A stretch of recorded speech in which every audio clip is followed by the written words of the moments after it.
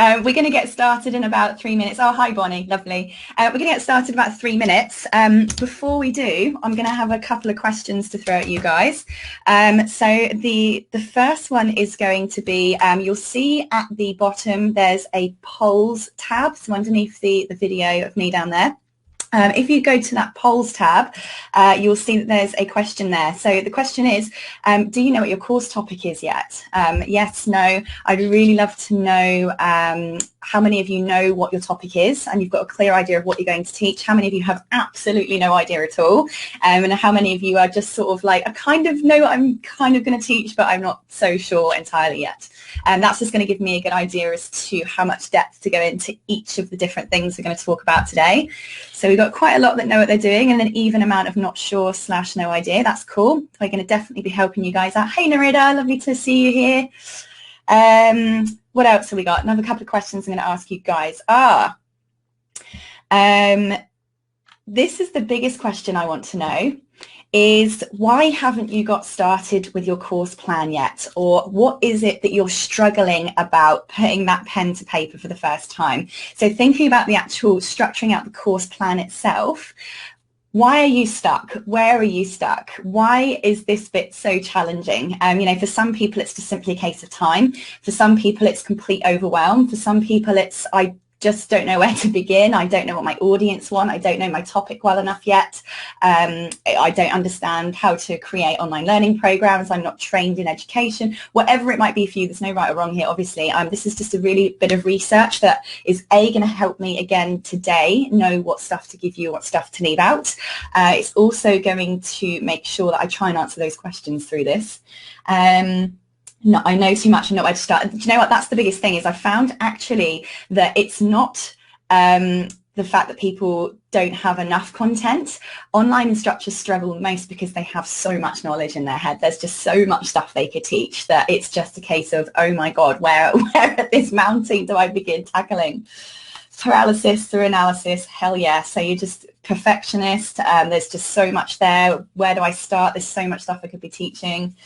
I'm in the midst of it now, but I'm buried in my notes and weeding through them to create a logical sequence. Yeah, I mean, if you're anything like me, guys, you've probably got like 10 million post-its. There's post-it notes freaking everywhere. There's books everywhere with post-it notes sticking out of them. You've got a whole wall full of notes. You've got notebooks full of notes. It's just, yeah, they're just mountains of stuff. How to get into a logical sequence. Don't know where to start. Don't know where to begin. Got loads of content. Yeah. Just need to get my shit together. Yeah. Sometimes we let life take over. This is a big one. I talk to a lot of online course creators or wannabe online course creators, and you know, they say to me things like, I really want to get my course done, but there's loads of other important things to do. I need to do my course, but I've got some other things to address first. Now, this bit I think is absolutely madness. When people say, when I've done some other stuff, then I'm going to get to my course. Well, look, if you guys have expertise to share with the world, your online course, not only is it getting you global exposure, and this is something I want to share with you. When I moved all of my physical face-to-face training, which was primarily being delivered in Australia, to online, so I didn't actually change what I was teaching, I simply put it online. I just done this year's financial return. So for those of you in Australia, we've just had our end of financial year happen. Now, this financial year that's just passed, I made 97% of my income through, outside of Australia. So I'm based in Australia and 97% of my income came from outside of Australia. Now, this just goes to show me that the year before, I missed out on 97% of my income. So when people say to me, oh, I've got some other stuff to do first, I go, what do you mean? What is that other stuff? Is that other stuff going to earn you 97% more income next year? Because if it's not, your course should really be the priority here. It significantly increases your exposure. It significantly increases your market share, because if you're having 97% more business, well, you know, obviously that's a huge amount of increase in market share. It obviously is where you'll start generating a passive income. This is where you scale your business business. A lot of people who are delivering training or expertise traditionally face-to-face are exchanging their time for money. That means they do not have a scalable business because there are only so many hours in the day, which means there's only so much work you can do, which means there's only so much money you're ever going to make. The second you put your content online, all of a sudden you are not constrained by time, you're not constrained by geographical location, you're not constrained by actual physical numbers of bums on seats, which means that all of a sudden you can be teaching tens of thousands of people simultaneously across international time zones, and you don't even have to be physically present while you're doing that. So if you are not putting your online course at the top of your priority list, quite frankly, you need to take a pill and go and check into some mental institution, because this is by far the most scalable, profitable and impactful way of you doing what you do and getting your expertise out there and helping more people. So let's make this number one. Oh my goodness, there are so many comments here. I'm barely able to keep up. Sorry if I miss you all. So it just seems like it's a case of, just finding the time and actually sitting down and getting started with this and just finding out how to filter through all of the content. All right, let's get started. I haven't even begun yet. Okay, so let's actually start the webinar, shall we? I'm going to share my screen with you guys. So as we go through here, let's get screen sharing, entire screen share. All right, I hope you can all see my screen. Now I'm just wondering if you can actually see. I'm not going to be able to see all of your comments right now as we go through this, so I will sort of keep checking back in. Now, can you see, I've just clicked on the PowerPoint right now. Can you see that PowerPoint? Yes or no? Yes, you can. Brilliant. Okay. I'm going to flip over to the PowerPoint. I'm not going to be able to see the comments for a minute, but let's get going. Let's go into present mode at the moment because, where am I going? Present. All right. Lovely. So guys, we're going to be talking today about planning your online course and getting the structure together. And we're going to be actually taking you through the process here of where to actually start. Now, a lot of people start by getting a blank piece of paper and quite simply going, let's start writing. Now, that is actually not how we do it. And writing a course plan is actually one of the last things that we do. There is a whole bunch of stuff that we need to be doing before that to make sure that we do have an engaging and a profitable training program.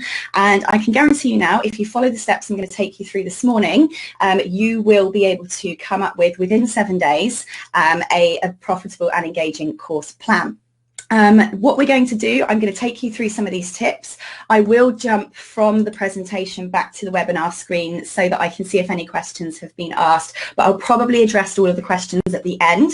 Then at the end, if there's still some of you on the call, I'm going to pick a couple of you to do a quick 10 to 15 minute brainstorm with if we have time.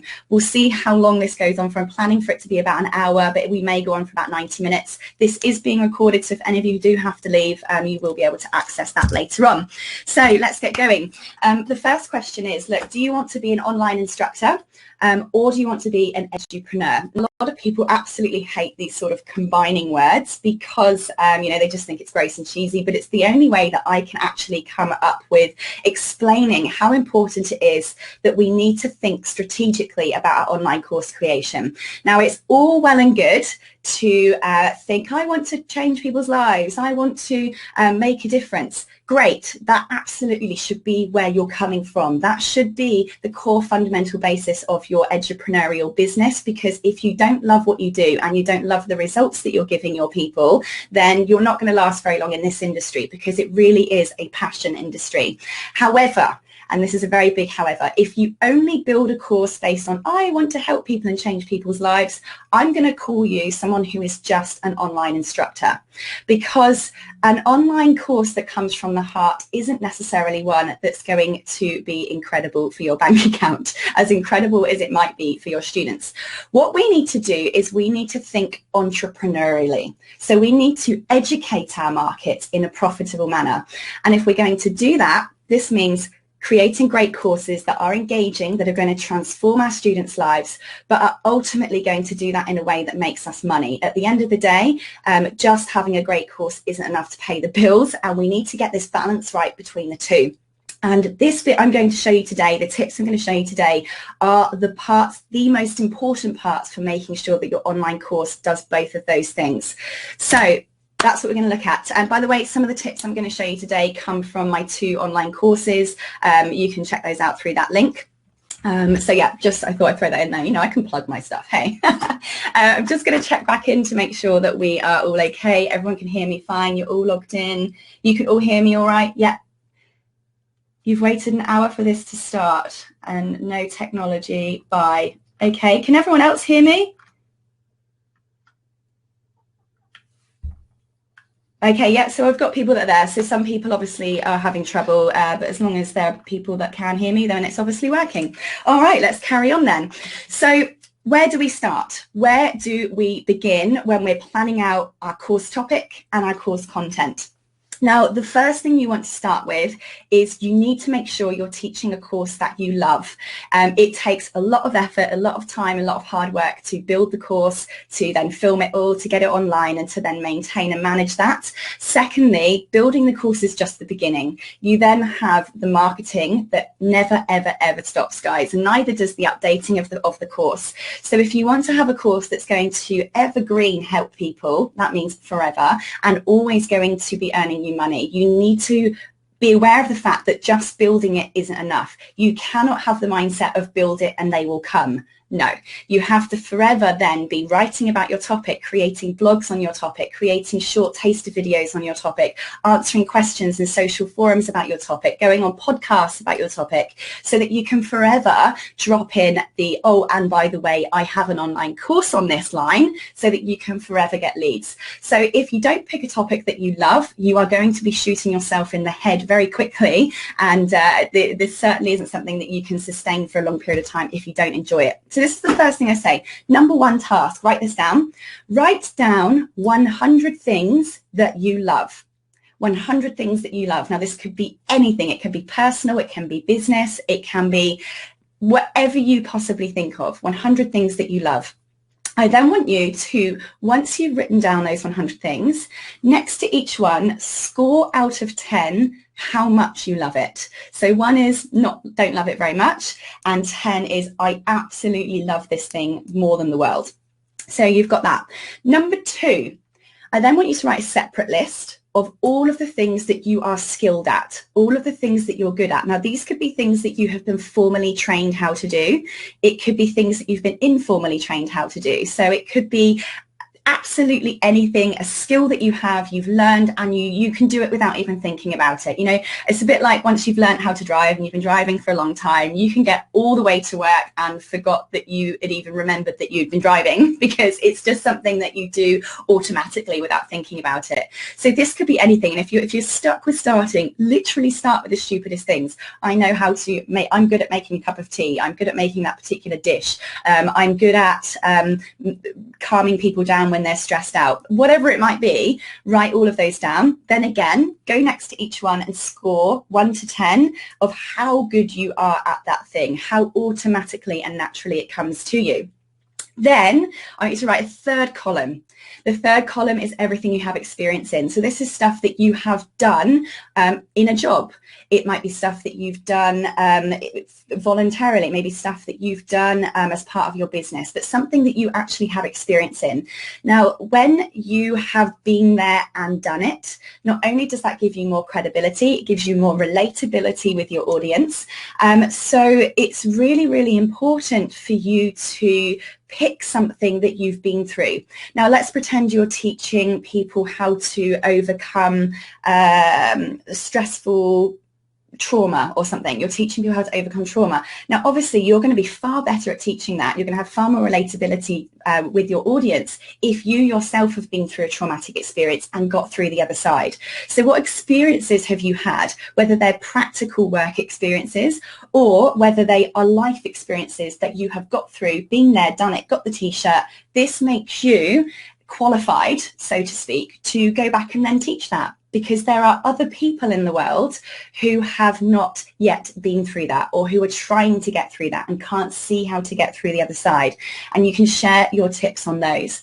Now, a lot of people get to the stage here of having this feeling of imposter syndrome. They think, you know, I'm going to get busted for looking like a fraud. I don't know everything about my topic. You know, what if people find out that I don't know everything about my topic? Well, the thing I want to tell you guys here is that if you think like that, your course is never going to get completed, because the fact is the world changes so fast, information is developing so quickly, stuff moves so fast and so rapidly that it is an actual impossibility for you to know everything about your topic. It's never going to happen. So if you're sitting there saying to yourself, well, I'm going to wait until I've done this research, I'm going to wait until I know this, I'm going to wait until I've learned that until I start teaching my course, it's going to be a year, 5 years, 10 years, and it's never going to happen. And you're going to be sitting there going, I wish I'd got that course created. By now your competitors have jumped in and taken over, and you know, it's gone. The opportunity has been passed. Like, the opportunity is now. I want you to remember that the only thing you need to worry about teaching is what you know how to do. People are not paying you for what you don't know. People are not coming on your course for you to teach them what you don't know. People are coming on your course so that you can teach them what you do know. You are only needing to worry about the stuff you do know how to do. That's all you need to teach, is what you do know. Look, if you find that as you go along and you learn new stuff, the most awesome thing about online courses is that you can just add that new stuff later as you learn it, as you become more confident in teaching that particular element. You only need to teach what you know, what you're good at, what you love, what you have experience in. Forget everything you don't know, because you're not teaching that. So hopefully now what will happen is you're less worried about that imposter syndrome, because you're not an imposter, because you're only teaching what you do know. So we got rid of that one. Secondly is you now have these 3 columns of stuff that you love, you're great at, you have experience in, and you've rated them out of 10. Now, if you're on my online course, I've actually made an Excel sheet template that you can download that's pre-filtered. So as you fill in this form, you can then filter it so that it reorders each of those 3 columns so that your highest ranking things are at the top and your lowest ranking things you've listed are at the bottom. Now then what you do is obviously you're going to look along the top of that column from left to right and see where these 3 things overlap.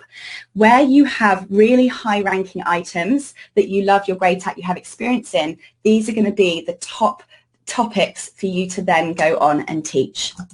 So that is one technique there for making sure that you are picking the right topic and getting that in order. So I'm just checking in with you guys to make sure you're all here.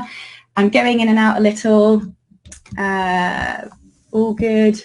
It's up to Sarah to only teach what you know, what you love. Good point. Okay, cool. All right. So what else are we looking at here? Next thing, guys, is to check if there is more to add to your know it list. So this is important because when we started brain dumping everything we know about a particular topic, we've listed everything we know about it, we've listed everything we love about it, sometimes we can forget actually how much we know. So we want to start filling in the gaps. So this is a little bit of a hack, if you like, for how to find out all of the stuff that you're missing that you don't know how to do. So here we go. Let me have a look at this. I'm going to show you something. The first hack is to go to Amazon.com. So let's pretend you've got your topic now, because you've written down all those things you know, you love at, you're good at, you've got experience in.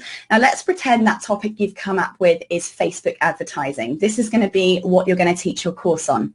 So go into the search bar at the top and type in Facebook advertising, press search, and every single book that has been written in that topic will show up. Now in the right-hand top corner, you've then got a sort by box, and I'd highly recommend you filter that by the ratings and reviews. You want the highest reviewed ones to come up at the top first of all. And the great thing about this is then all you need to do, quite simply, is to click on each of those items and go to the view button. So let me just show you how this works. I'm just going to go to Amazon right here. And this is a little trick. So let's pretend we're doing Facebook advertising here. Press search, all the books come up. Let's click on this book here. And look, you have the opportunity to look inside. Da, da, da, da. So you look inside and you're going to go to the contents page. And here you've got the contents page of this particular book. Oh, look, all of these lovely chapters here that we can now be inspired by.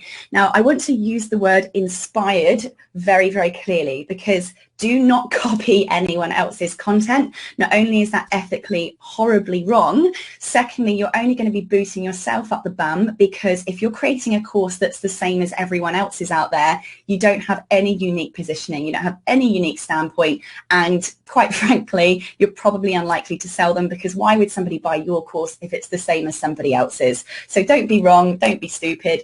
Be inspired, look at this and say, what do I know of this how to do? Because you might go through this and go, oh, look, I know how to do this. Oh, I forgot that I know how to do that too. I'll add that to my course plan. Oh, I definitely forgot I know how to do that. I'll add that to my course plan. So first of all, it's just reminding you of stuff you know how to do in case you forgot to add it to your columns.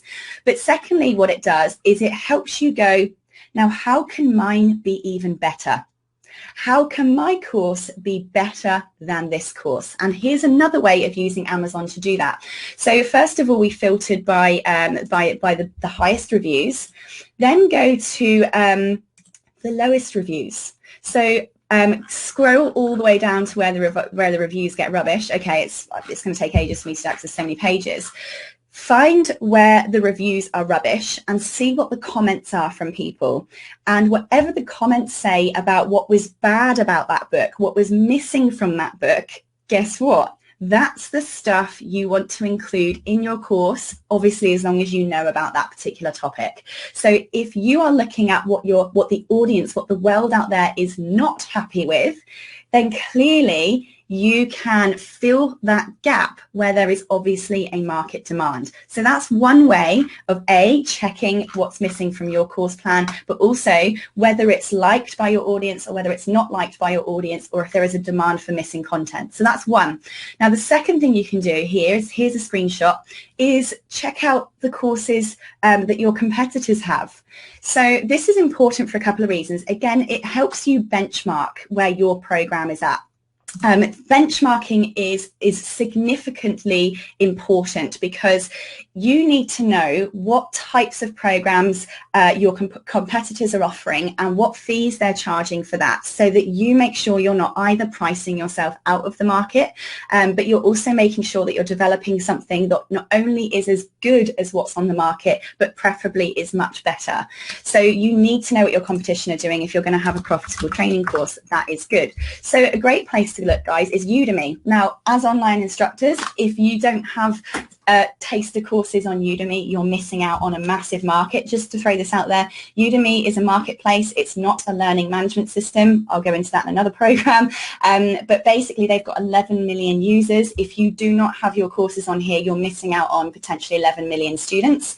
It's a great way for you to get paid to give people a great taster of your programs. At the end, you can then say, I have an advanced version of this over on my own school. Come and check it out.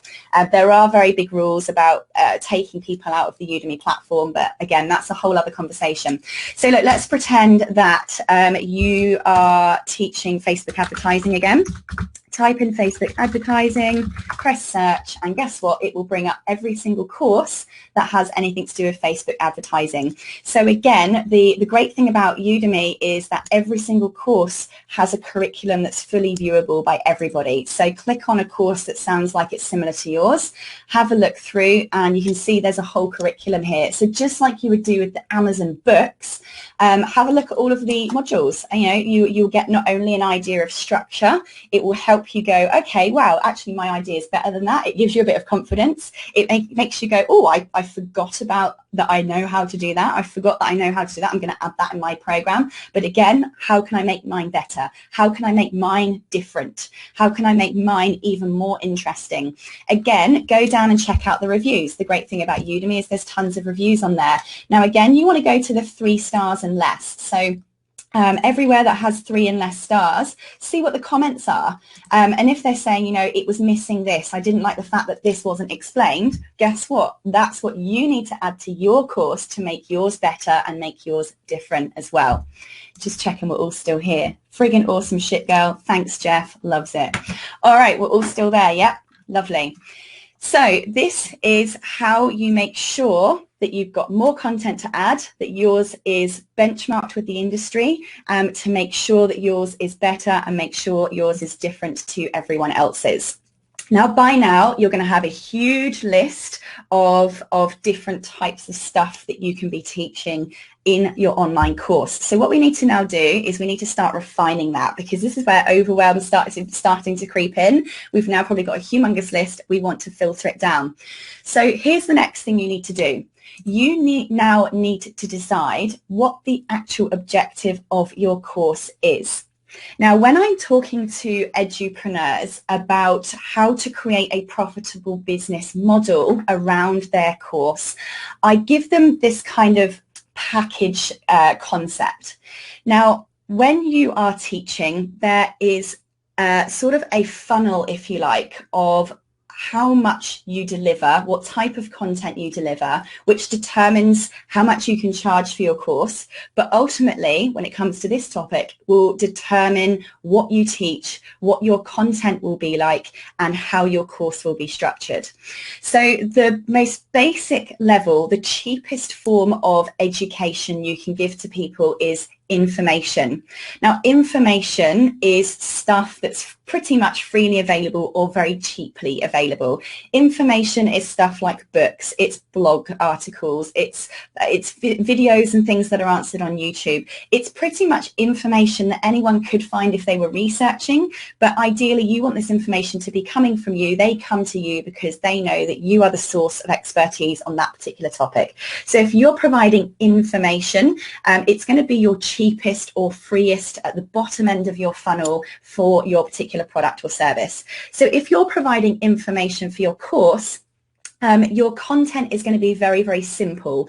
It's going to be quite basic, and your course would basically be, think of the top 10 to 20 questions that your audience tend to ask on your topic, and your course will simply be 10 to 20 videos of you answering those questions. It's just information, okay?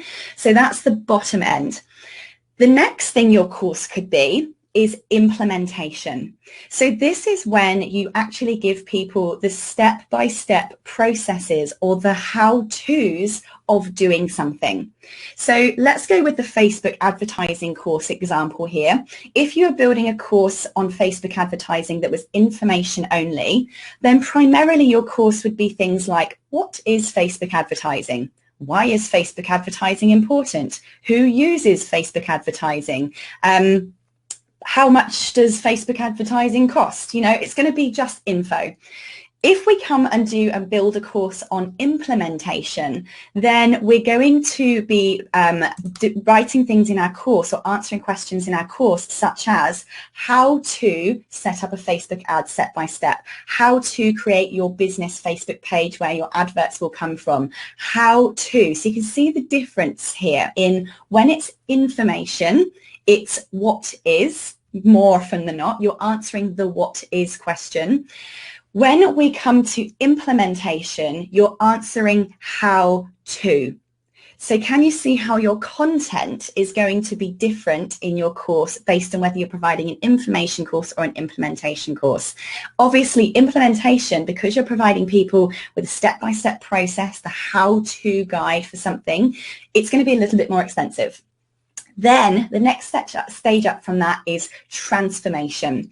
Now, if your course literally takes people from A to B, if your course changes where somebody's at from the beginning to where they're at the end of your course, then your course is literally transforming people from one place to another. Does it make them feel a different way? Does it give them new skills? Does it give them new mindset? Does it give them new knowledge? Does it make them feel a certain way? Does it change their profits? Does it change their income? Whatever it might be. If you are moving people from one place to another as a result of your course, then you have what's called a transformative course. Now, the best edupreneurs in the world are people who write courses that are transformational in nature. Now, these transformational ones have information. They then have the implementation, the how-to, but importantly, the next step up from that is they actually have the practical element to them. These are where you give people templates, you give people guides, it's when you give people the demonstrations, it's when you give people activities and projects that they can then go and do so that they can apply that stuff to their practice. Now, I use this example, I use the recipe book example with this quite often, is information is the recipe book itself. Implementation is the recipe. It's exactly what ingredients they need and what order that they need to chop everything up in and cook it in order to actually produce that dish. The transformation might be, if that cookery book, for instance, is about healthy eating, the transformation is that their health has improved, they've lost weight, they've got more energy, their mental health is better, their mental performance is increased. So you can see here how we're starting to go up the scale now, not only from cheaper to more expensive, but from how it changes the way that you're going to teach, the content you're going to put in there, and the way that you're going to deliver that information so that it brings about those different kinds of results. Is everyone with me so far? Can you just say, yes, I'm still here if you're still there? I'm just checking in with questions. Sarah, do you repurpose your course content in any way, such as an ebook or Amazon, even if you're marketing and getting search juice? Yes, yes, yes. Okay, repurposing content, yes. Now, if any of you go onto YouTube and type in work your butt off, I do have a video that explains this.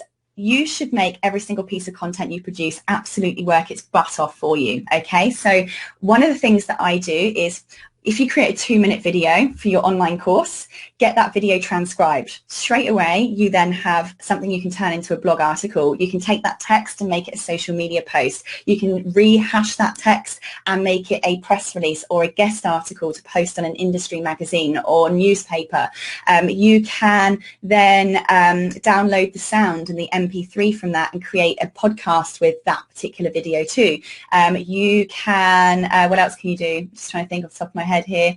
So you can then take that text, you can build it out a bit more, and you can create the chapter of a book. I've actually created a few books simply from transcribing my videos or my webinars and editing it into book form. The more you can repurpose your content, the better, because the more content you have out in the world in the form of audio, visual, and written, the more likely you're going to get found by your audience, and the more likely you're going to be known as the authority in that particular topic, and the more stuff you're going to sell, the more of your courses you're going to sell.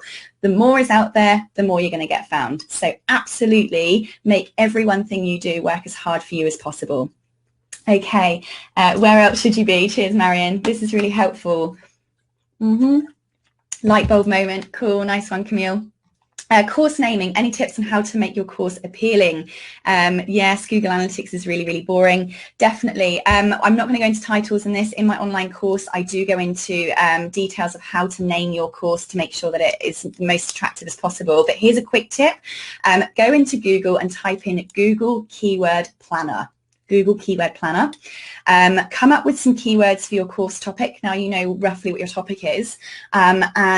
I do have another video on this. If you're in my Facebook group, Entrepreneur to Edupreneur, I'll post it up in there. It shows you how to do this. But basically, you type in your keywords in Google Keyword Planner, and it will actually show you exactly what terms and words your audience have been typing into Google to find that topic.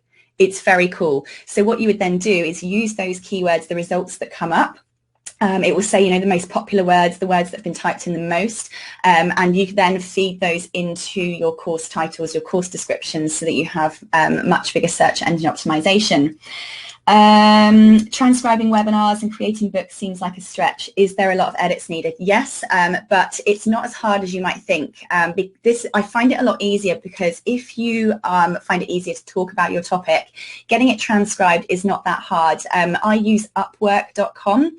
And I found a transcriber that transcribes, I can't remember the exact cost, but it's about, for every 1 hour of talking that I send her, she charges about $100. something like that. So it's not too expensive. And then I've got most of the work there. All I have to do is edit it myself. So I go in and re-edit it. Then I use someone on Fiverr just to go through and do proofreading. So again, for about 1,000 words, expect to pay about $15 for somebody to go in and copy edit. And that's what you want to search for, not proofread, search for copy edit, because what that means is people go through and actually change some of the words and change spelling mistakes and things like that.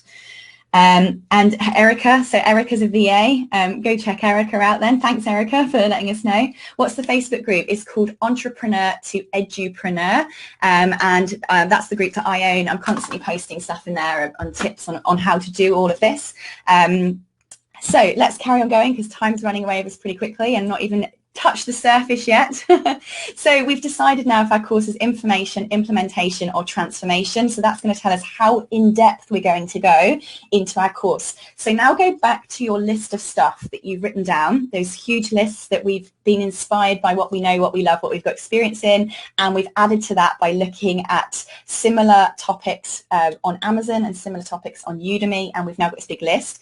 What you're going to do now is, if you've decided that your course is going to be information, so this might be your cheap lead generation course that you're going to put on Udemy, for instance, then you're going to obviously want to remove everything that is more than information. If you've got actual implementation or transformation stuff in there, it's too much. You're only going to want the info. So make that stuff just your short course. Obviously, if you're going for implementation and transformation, then you're going to keep all of the stuff that's aligned to that. So next step. What we need to then do is, now we've got huge lists of all the stuff we want to teach, we need to understand that what we think our audience want and need might actually be very different to what they want and need. We need to make sure now that we have a market for our course. We need to make sure that we're not about to create a course that nobody wants to buy. We need to make sure that there is a market out there of people that are ready to pull their wallets out and throw their cash at us. Yeah, who wants that? Hell to the air. Okay, so what we need to do is actually, this is easier than you think. It's a lot easier than you think. When I first went to turn my Train the Trainer course into a how to create your own course, I came at it from my own very technical point of view. I was thinking really in depth, really detailed, because I know my topic so well that I assume that everybody else does too. So I was thinking way too complex. Remember, guys, that your knowledge is a curse sometimes. When you know your topic so well, it's impossible for you to remember what it's like to not know that stuff.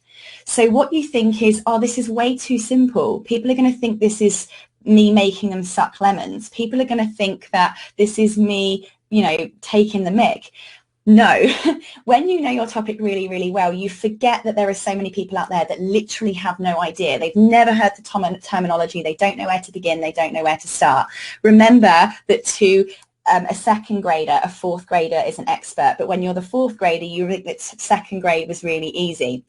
Try and put yourself back in that second grader mentality. What did you not know when you first started? What information did you wish there was for you when you first started in your topic? Because that's where your audience are at now. When I started, I asked my audience what they wanted me to teach them, and the information that came back was really, really different to what I thought they wanted, and importantly, was far more simple than I thought they wanted.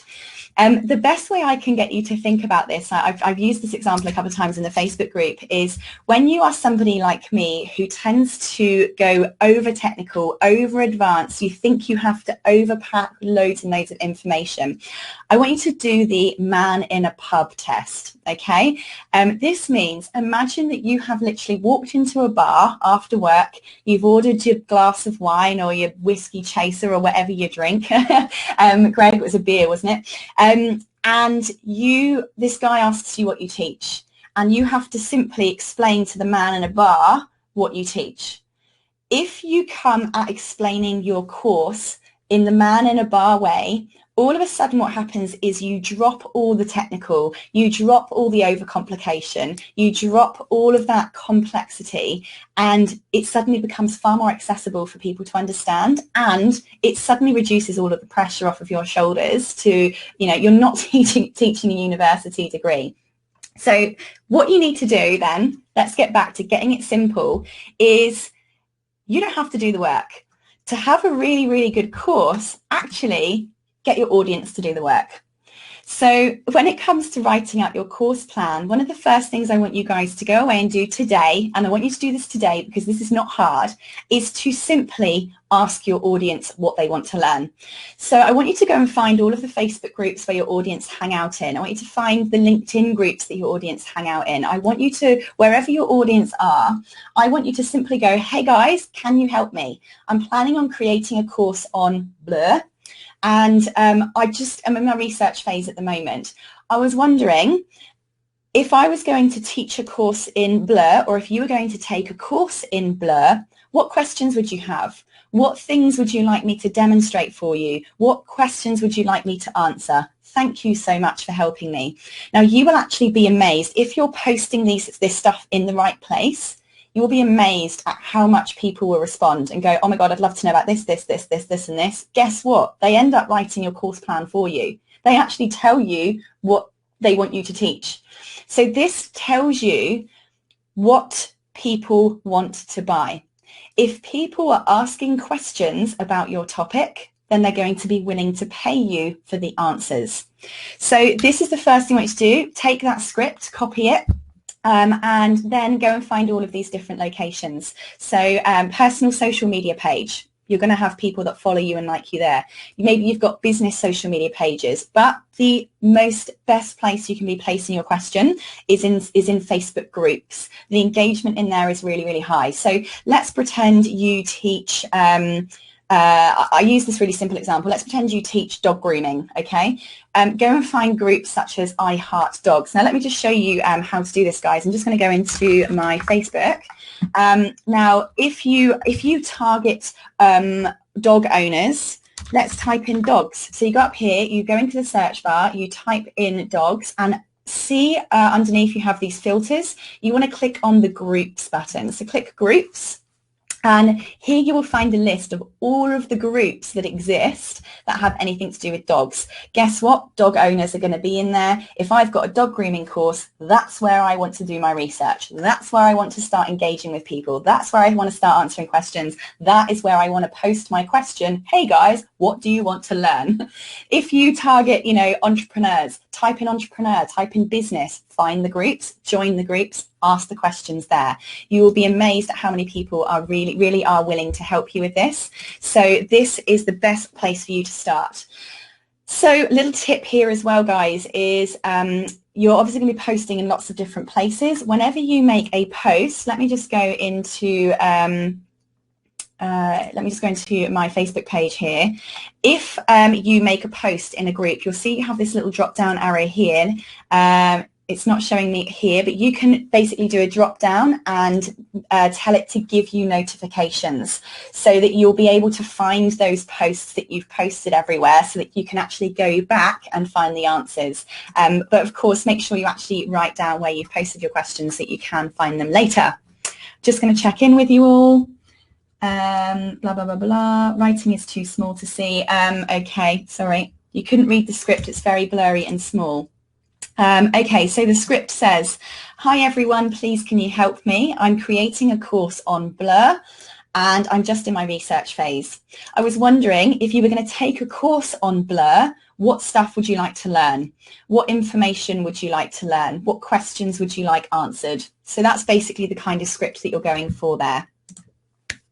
Okay, so once you've posted your question, and I want you all to do that today, once you've posted your question in all of these different groups, you then want to go and actually find questions that people are asking on your particular topic. You know, if people are asking the question, then they want to find the answer. So the first place to begin is a website called Quora, Quora, Quora.com. Now this basically, guys, is a place where people ask questions about anything. So here's the example here. Let's go with the Facebook advertising course example here. I'm going to press enter.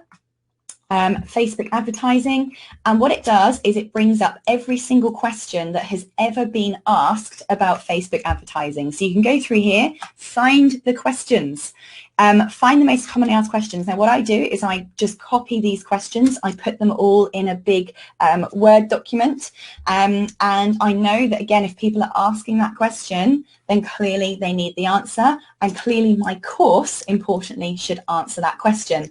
The cool thing about this is once your course has been built, you can come back to these questions and answer it with your answer, the video that you've now made, and put a, by the way, this is from my Facebook advertising course, here's the link. Ta-da! This is a really great way to get sales, because you actually have here an entire platform of people that want your answer to their question, which means if you directly answer it, you helpful little thing, you're going to have people, you've got a whole list of buyers right here. These are people that actually want your stuff. They want the answers to it. So this is a really great way to find the answers to your questions. I'm going to go back to Facebook, because here is another great way to find what questions your audience want answered, so that you then can put that content in your course. If you go to a Facebook group, so I'm just going to go to my Facebook group here, Entrepreneur to Edupreneur. Now, let's pretend you target online course creators. You're obviously going to come to a group like this, as long as you're not competing with me, or I'll throw you out. What you want to do here is type in the keywords that your course answers. So let's pretend you teach people how to create awesome videos, for instance. You might type in how to video, something like that. Press the search button. So there's always this in every single Facebook group. There is a search box, and it again will bring up the keywords that you're typing in. And yeah, so this is a really great way to find where people might be asking this question. It's not a very good example here because nothing's coming up. But what I tend to do is I go into Facebook groups where my audience hang out, and I will type in how to online course.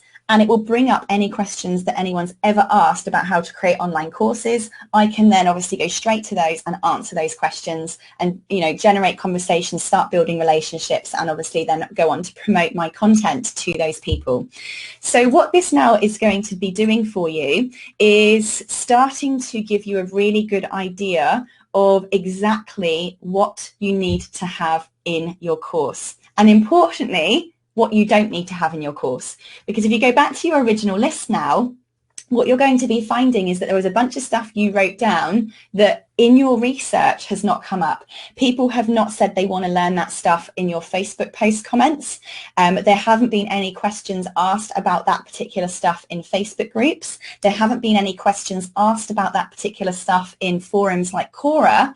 Guess what? It's likely that nobody therefore wants to learn that stuff, and there's no point in you teaching it, because it probably means that there is no market demand for that information. Your course is going to be less likely to be helpful and therefore profitable. So this bit not only tells you what you need to include in your course, it also tells you what to take out of your course and therefore reduce that feeling of overwhelm. All with me so far? All happy? I'm just seeing if I've got any more questions in there. A couple more questions. No, all good? Okay, we've still got people with us, so I'll keep going. We are running a lot further over time than I expected, but I'm going to keep going. So now what you need to do is gather all your findings. So I'd say give it about 3 days, 2 to 3 days, for people from different time zones to see your posts in all of those Facebook groups, and then create an Excel document or a Word document and basically look at what are all of the major themes, all of the major kind of questions that people are asking about your topic. What stuff do people want you to teach? There'll be a lot of things that are worded slightly differently but mean the same thing. So you want to consolidate all of those together, and what this is now going to form are your major modules. These major things, the top major questions that people are asking, now form your modules. Guess what? Your audience did that for you. Cheers, audience. So that's a nice, easy bit. Now, we've got our major themes and our major modules. That's where we've got to now. Now what we want to do is see if we can refine this even further. So the next thing we're going to do is create something called a Likert Scale survey. A Likert Scale survey is one of those surveys where you've probably seen them. Someone will ask a question and you rate it on a scale of 1 to 5 or 1 to 10. That's what a Likert Scale actually is. So I'm going to show you a picture here. I don't know if you can see this that well. I'm just going to press the present screen so you can see this a bit better. So a Likert scale is something like this. Now, this is actually the real results that came out of that Facebook post that I did when I said, hey, people, I'm going to create a course on online courses, online course creation. What do you want to learn? And I had this huge list of stuff that people said, I'd like to learn this, this, this, this, and this.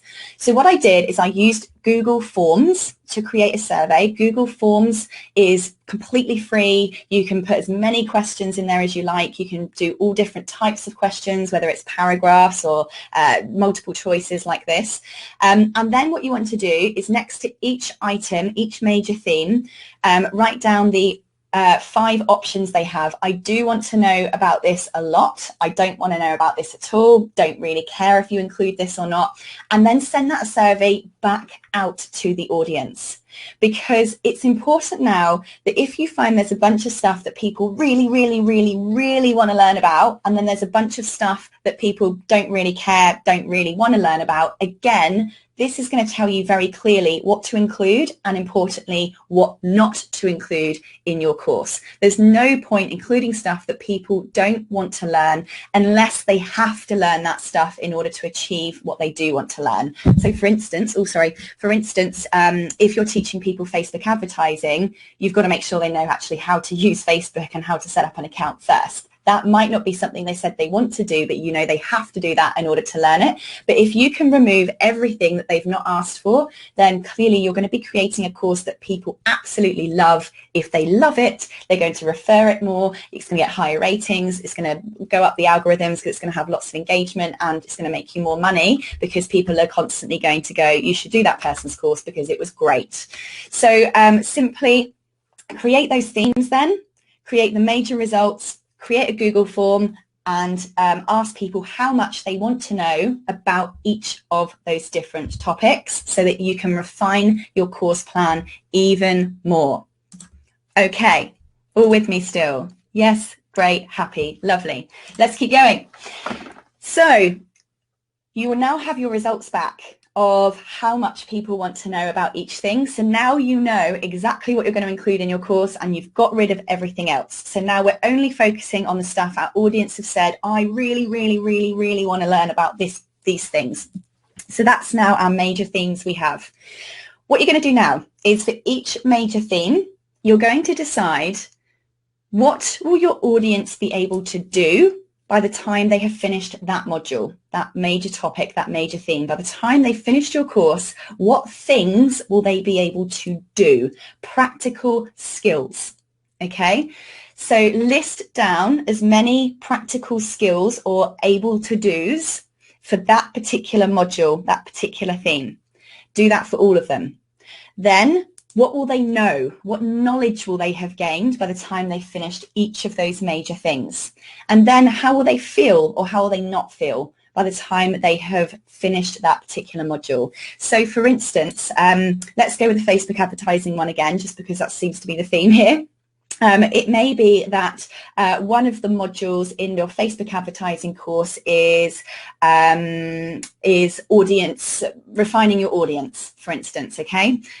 Deciding who your audience is. So a do might be, by the end of this course, you will be able to use Facebook Audience Manager, I don't know Facebook advertising by the way, to filter out the interests of your target audience. I'm obviously not a Facebook advertiser. By the end of this module, you will you will be able to state the step-by-step process for blah, blah, blah. So that's going to be a knowledge thing. You will feel more confident about Facebook advertising, or you will not feel overwhelmed by Facebook advertising. So you can see where I'm going with this. Basically, what this is now doing is it's going to start defining exactly what you are going to deliver from each of those modules. By the time you have decided what you're going to deliver from each of those modules, you have now basically created for yourself an exact plan of what content you need to teach in order to meet that outcome. So this bit here is basically how you are now forming the learning outcomes for your course, which not only double up as sales copy, because if you're telling people exactly what they're going to get, they're going to be more likely to want it. What it also does is tells you exactly what you're going to include and not include in your course. Now, when it comes to writing the learning outcomes, there is a very detailed process you need to use in order to make sure that your learning outcomes sort of meet the principles of adult learning and effective curriculum design. We don't have time to go into that, but it is in my online course. So you've now got what learning outcomes people are going to get, so you know exactly what you're going to teach. Now we're going to look at what we're actually going to make all of our lectures about. And this is the bit where we start brain dumping our content knowledge, our subject matter expertise. There's a number of different ways that you can do this. I'm just going to show you a couple of examples. Now, depending on the type of worker or learner that you are, there's a number of different methods that you can use to start putting together all of your different ideas. So one of the ways here, you'll see this colourful bunch of post-it notes photographs over here on your right hand side. This is one way if you're a bit of a practical person. What you might like to do is get your learning outcomes for module 1, stick your learning outcomes right in the middle of your wall, and then get post-it notes and simply post each thing that you're going to teach around it. One idea per post-it note, which means that you'll have one video per post-it note. One idea, one video. So this helps you really clearly see what each idea is going to be, what lecture is going to be. And once you've brain dumped it all around each of those learning outcomes, you will know perhaps how to reorder each of those things within that module so that it flows logically. Another way is to simply create a mind map. So you've got this mind map here at the bottom. So you put your learning outcomes for that particular module in the middle. You put your major things you want to teach around the next layer, and then your individual lectures coming out from that. That's one way if you prefer that method. Some people are more structured. They like to have a table in Word. So you simply can go module 1, the title is, and then literally put your lecture titles in each one. And as you're brain dumping, simply go right click, add a new row, and just insert your content as it's coming out of your brain into a table like that. Another method I use is called the PowerPoint method. So for instance, I will create a bunch of PowerPoints in one color. I don't worry about how pretty it looks. This is just the brain dumping exercise with each of my major module headings on. And as I'm brain dumping, instead of post-it notes on the wall, I simply create a new slide and I put that one idea for that one video underneath each sort of major module. The great thing about the PowerPoint method is obviously you can move all of your slides around to reorder things as you're brain dumping. So that's another way that you can start brain dumping your content. Now remember, you are only writing down lectures, lecture titles or content type titles or content information based on directly achieving that learning outcome. Remember, we're only creating content now that our audience have asked for. We only need to worry about that. We're not including anything else. This is where the overwhelm now is completely reduced. It's completely gone away. We are only teaching what our research has told us our audience want.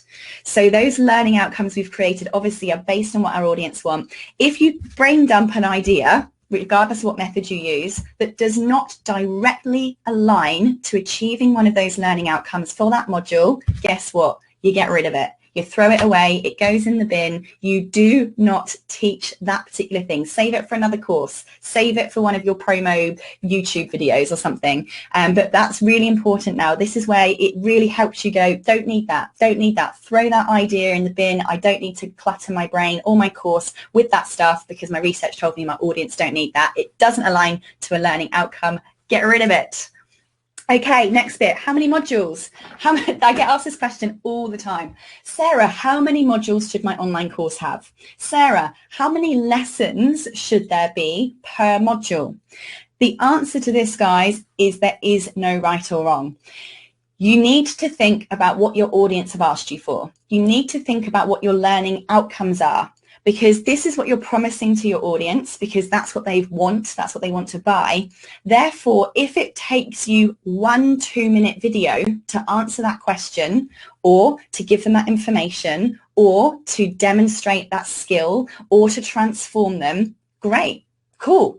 If it takes 25 10-minute videos to answer that question, to achieve that result, to get that outcome, cool. As long as you are removing all fluff from your course and you're getting straight to the point, I don't know if you've noticed, I get straight to the point in every single one of these, people are going to enjoy it. As long as each individual video itself, if you're doing videos, is less than 10 minutes, then it doesn't matter how many videos you have. It doesn't matter how many modules you have. As long as the course is achieving the learning outcomes that have been promised and those learning outcomes are what the audience have asked for, all good, okay? Don't worry about what a course should look like in size. Okay, in terms of how do you then organize your lectures within each module? So let's pretend it doesn't matter. Some modules might have 1 or 2 lectures. Some of your modules might have 10 or 15 lectures. You do not need to make each module the same length at all, because again, each module has different sets of outcomes. So you just make that module as long as it needs to be to deliver those. So, organizing the content within each module can be done in a couple of ways, depending on what you're teaching and how you're teaching it. One method is to quite simply go module 1, tip 1, tip 2, tip 3, tip 4, tip 5. Simple as that. There might not even be any logical flow from one to the other, to the other, to the other. I've got a course called How to Become the Go-To Authority in Your Industry, and all it basically is a giant course full of tips, tricks, and hacks. You don't have to do module 1 before you do module 2. You could jump straight to module 10 and it not affect anything, because all it is just tips. They don't come in any particular order, so your course can be in that form. Certainly, this is a really great way to actually start structuring your course. Just simply go, I know this tip, I know this tip, I know this method, I know this method, I know this method. Don't worry necessarily about connecting any of them at the moment. Just put them in the sort of clusters, the modules that they belong to, and then you can reorganize them later. So that's one method. The second method, which I would say start with method 1 of just going tip, tip, tip, tip, tip. Then once you've got all of your tips down out of your head in each relevant module, then this is a great way that I would recommend actually ordering your lectures within each module. Always start with the module introduction. Quite simply, this is going to be a maximum 2-minute video where you go, hi guys, welcome to module 1. In this module, we're going to cover blah, blah, blah, blah. Done, finished. Then you go into the content. The next video, I would tend to make about a definition.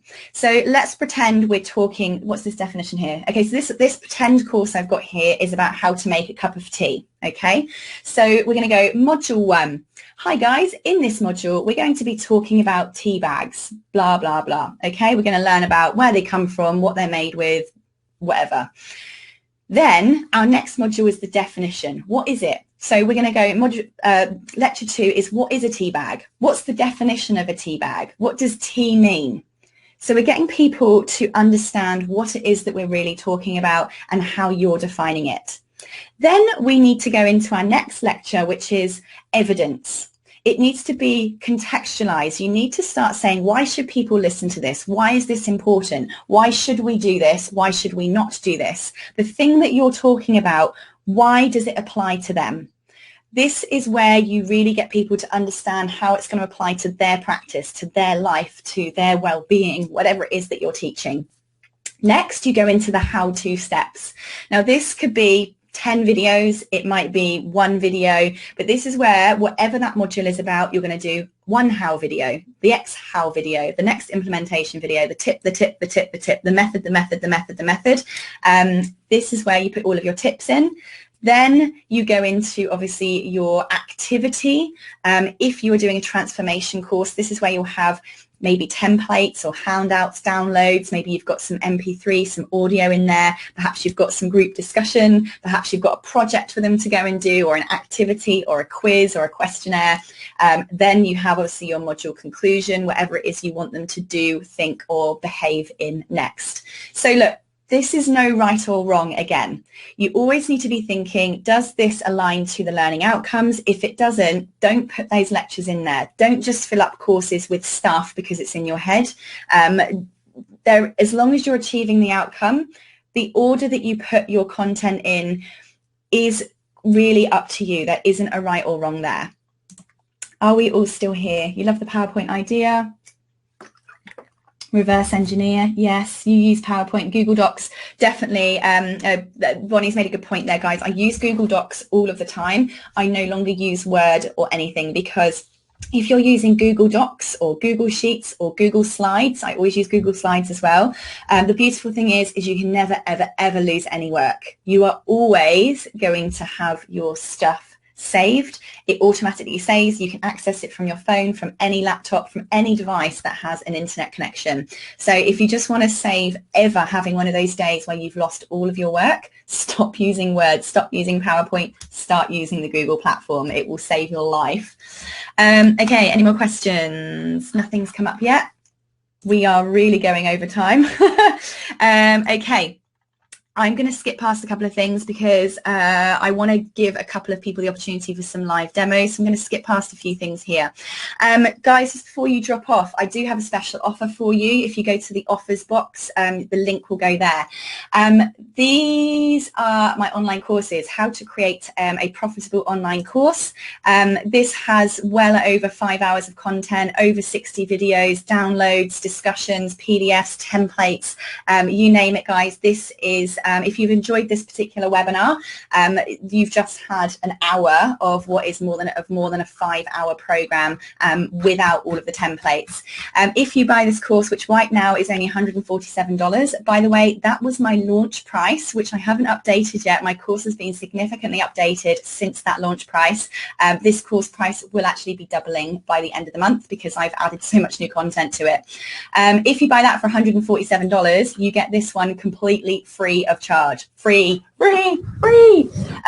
How to successfully promote, market and sell your online course. Like I said to you before, creating your course is just the beginning. You then need to learn how to market that consistently with as minimal effort as possible, because let's face it, you've got enough to do with your life, so that you're constantly making sales. This course, guys, is nearly 50 videos long, over 4 hours of content. It has the fundamental, absolute must-do things to market your course, and it also has some really advanced marketing strategies, hacks and tools and tips in there as well. Lots of templates, lots of screencast demos of things that you need to do.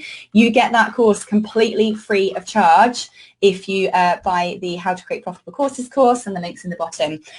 What we also have coming up, guys, is really excited to announce this. This hasn't actually been announced publicly yet. You're the first people to hear this. I am now going to be doing a face-to-face course creation bootcamp. So I'm going to start that off in Perth, where I'm based, but I am actually planning to take this out international. I've been inundated with requests for this. The Perth bootcamp is going to be on the 16th and 17th of September. We are actually going to create your online course during those 2 days. It's going to be limited, obviously, to a small number of people so that we can really get practical. You're going to need laptops. We are actually going to create your whole course plan. We are going to set up your online school I know, and you're going to basically have your whole entire platform ready. So essentially when you walk away from that, the only thing you're going to have to do is film your course, which again you're going to be fully prepared for, because we're going to talk through even how to film your videos and everything. Awesome.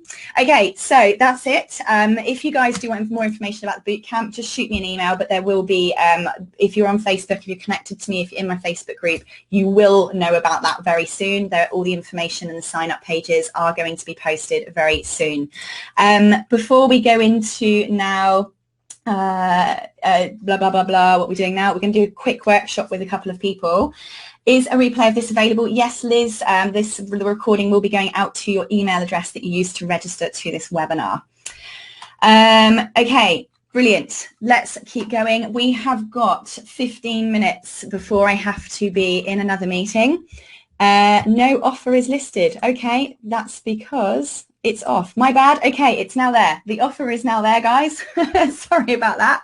If you click on the offer button below, you can get that course for free by clicking on that link. Sorry about that. Everyone's still here. Cool. Right. Who wants to get their course quickly brainstormed with me? Me, Camille. There's one there. Who else?